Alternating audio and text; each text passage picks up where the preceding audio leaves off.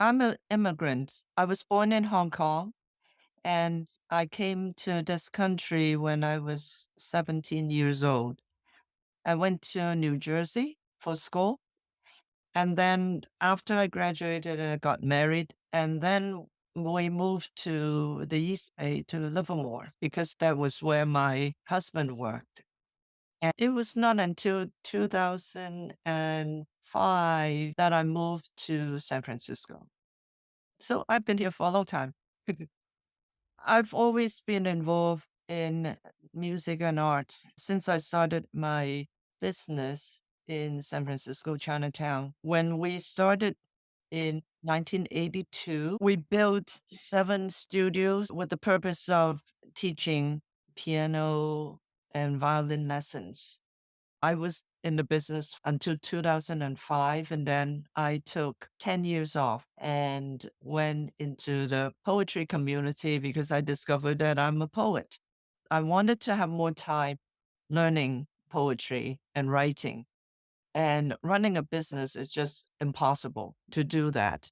So I sold the business, and for 10 years, I was not working until 2016, I bought the business back and turned it into a performing arts center.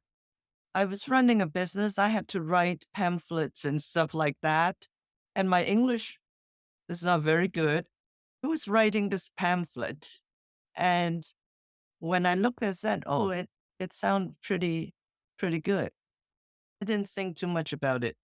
But then my marriage started to fall apart, and I just started writing one night, and it turned out to be a poem. So it's a little like magic, you know?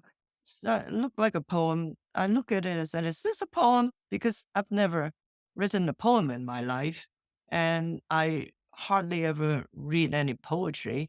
So I think that for me, it was like that. It was very, very therapeutic. Let's go back to the time when I had the Squaw Valley Writers Workshop. At the end of the workshop, we were all gathered together, and the host said, everybody, if you can, stand up and recite a poetry, not your own poetry, but somebody else's poetry.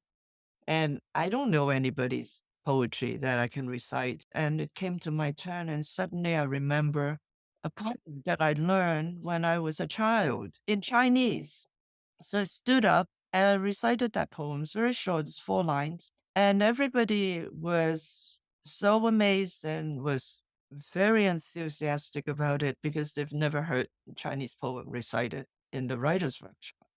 I was stunned myself. And then it also made me feel that suddenly I'm connected back to my own culture. It's just that for me, it was like a personal crusade to bring the Chinese poetry out so that people have experience. So every poem needs to, what is the message that we want to bring out? It's also important.